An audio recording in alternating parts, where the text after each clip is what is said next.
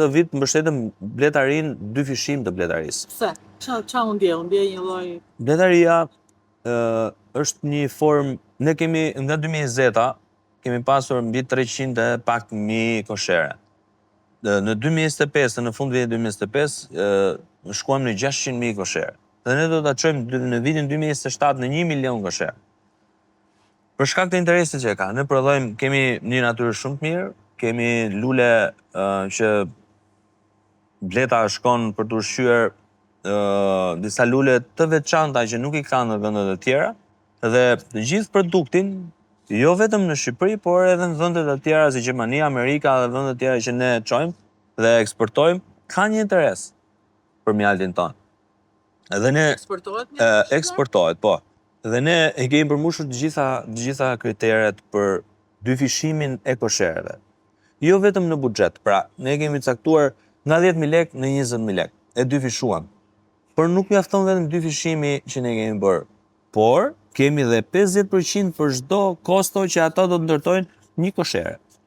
Pra, edhe 50% të çdo koshere që ne kemi për ndërtuar, sepse do na duhet që ato materialet, dërasat, telat, pra çdo produkt që ato që duhet ndërtojnë një koshere, ne kemi të përfshirë edhe 50% të kostës së tyre.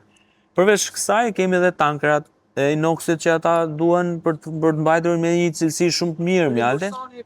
Po, edhe tankrat e inoksit për çdo produkt, jo vetëm për bletarin, jo vetëm për bletarin, por për çdo produkt që kanë nevojë fermerët për të investuar në makineri, në tankra, në sigurinë ushqimore, pra disa produkte disa pajisje që ato duhen, ne kemi vendosur në... Pra, siguria ushqimore ka qenë më e theksuar vëmendja e ndihmës që mund t'japi shteti. Po, sepse ne duhet kalojmë në një proces, pra fermerët do ta kuptojnë që ne duhet jemi në sigurinë ushqimore të parat.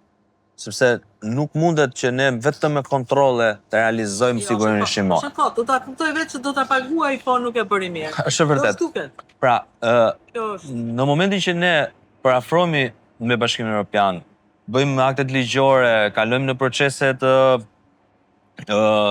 njëpasqyrshme me kapitujt që ne kemi, por nuk mjafton kjo sepse nuk mund të shkojë vetëm qeveria në Bashkimin Evropian.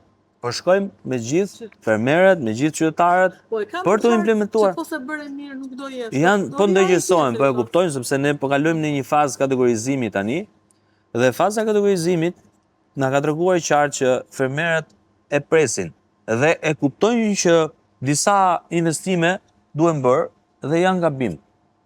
Pra, sepse nuk kemi bërë me standard, kemi kaluar në një proces që mbase arkitekti apo inxhinieri që ka ndërtuar investimin nuk e ka kuptuar zinxhirin se si duhet ndjekur që nga hyrja e produktit, që nga hyrja se si futen punojësit etj dhe derisa del produkti. Pra, hyn në një der tjetër dhe del produkti në një der tjetër, që mos kemi shkëmbime fare me prekjen e produkteve siç kemi parë në disa nga ambientet që ne kemi kryer. Por edhe sigurinë ushqimore, siç është investimet të duhura në laborator, në teknologji, apo në higjienën që është më e rëndësishme.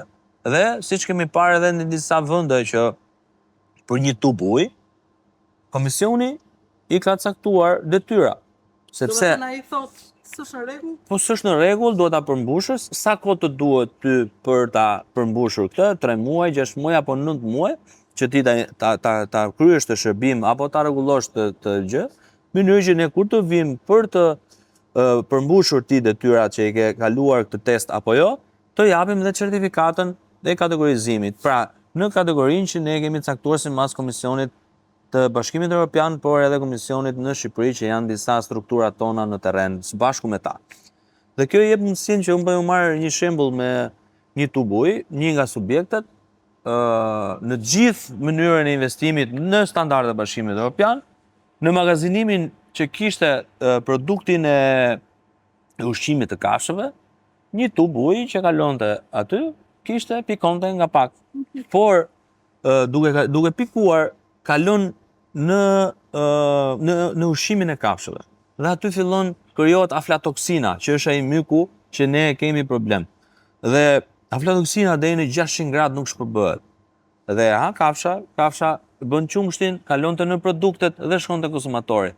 Pra, ne kemi ndaluar edhe një problematik shumë të vogël në mënyrë që ta kuptojmë rëndësinë e investimeve apo mënyrën se si ne duhet ta trajtojmë qoftë ushqimin që ne përdorim për kafshët, qoftë problematikat natyrave të ndryshme, sepse nuk po flasim vetëm për një sektor, po flasim për disa sektor që jemi në kategorizimin e 900 subjekteve në terren. Pra, kjo është një mënyrë e një qasje të re, por edhe standardizimi drejt Bashkimit Evropian me strukturat që ne kemi vendosur në terren. Mes pak për ushqimin, se kjo më ka bërë përshtypje gjithë këto kohë që di vërdall dhe filloi dhe unë kuptoj diçka nga drejtoria. Për shembull, aflatoksinën erdhi prej ushqimit që erdhi nga importi. Dhe një prej gjërave që çudit në këtë vend, me kaq shumë tokë është si nuk e bëjmë ushqimin vet. Për kafshë. Pse duhet të vazhdojmë të marrim ushqim kur ke kaq toka, ka shumë si. E vërtet. Kanë pamundësi vetëm njerëzit janë toka të ndara. Çfarë ndodh që se dalin dot? Problemi jonë i vetëm është fragmentizimi i tokës bujqësore. Sepse e kemi të ndarë në një mënyrë me 1751 të parcelizuar. Pra, 2 të lymë me një vend, 1 të lymë me një vend, 1.5 diku tjetër. Pra, nuk e kemi në një kuadrat të caktuar dhe ne kemi mundësi që të zirohemi në një kuadrat tjetër edhe të vazhdojmë të investojmë në ferma të mëdha apo në investime të mëdha siç e kanë në vendet e tjera të rajonit. Dhe kjo na ka lindur që dhe kontratat, të cilët janë emigrant, nuk e kanë dhënë kontratën. Ai është jashtë doqe. Nuk e kanë dhënë kontratën pas një lloj arsye dhe kjo ka arritur që të krijohet një vakum jo i mirë në aspektin e punimit të tokës.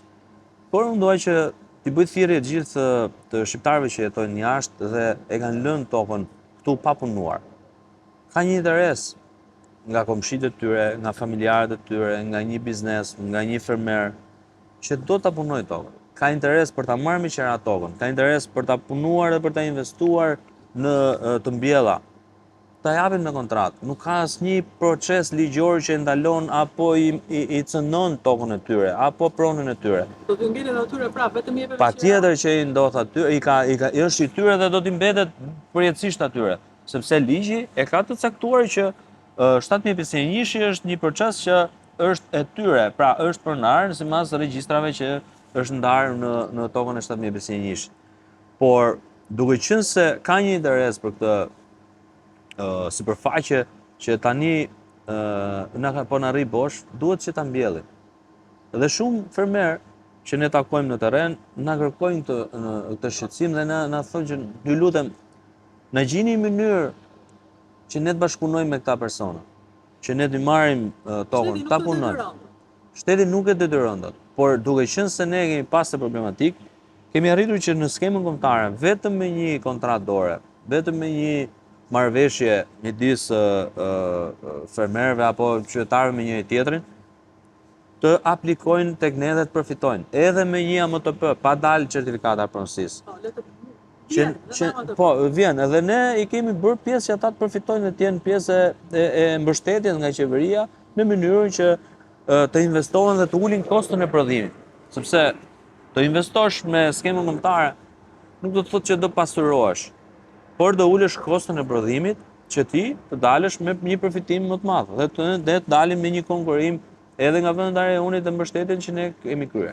Por në të gjithë skemën kombëtare nuk ka mjaftuar që ne të mbulojmë të gjithë këtë proces.